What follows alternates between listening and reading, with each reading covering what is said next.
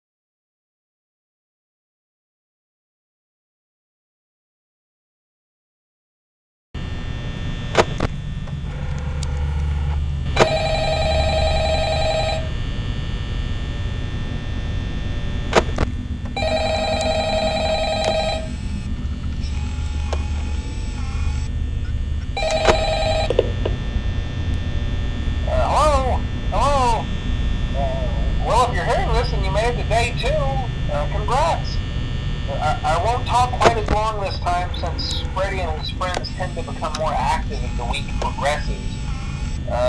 It might be a good idea to peek at those cameras while I talk, just to make sure everyone's in their proper place, you know. Interestingly enough, Freddy himself doesn't come off stage very often. I've heard he becomes a lot more active in the dark, though, so hey, I guess that's one more reason not to run out of power, right? I also want to emphasize the importance of using your door lights. There are blind spots in your camera views, and those blind spots happen to be right outside your doors.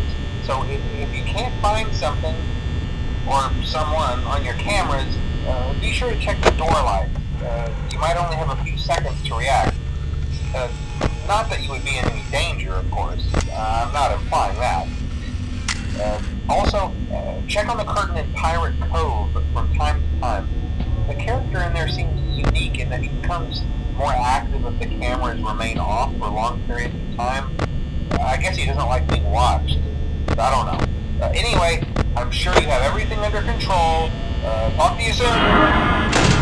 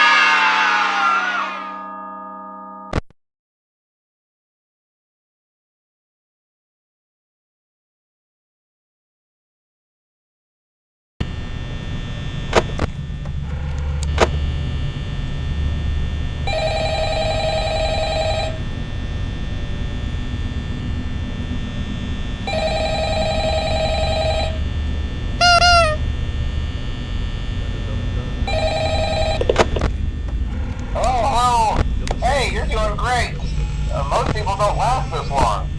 I mean, you know, they usually move on to other things by now. I'm not implying that they died. That's not what I meant. Anyway, I better not take up too much of your time. Things start getting real tonight. Hey, listen, I had an idea. If you happen to get caught and want to avoid getting stuffed into a Freddy suit, try playing dead. You know, go limp. Then there's a chance that maybe they'll think that you're an empty costume instead. Then again, if they think you're an empty costume, they might try to stuff a metal skeleton into you. I wonder how that would work. Yeah, never mind. Scratch that. It's best just not to get caught. Okay, I'll leave you to it. See you on the flip side.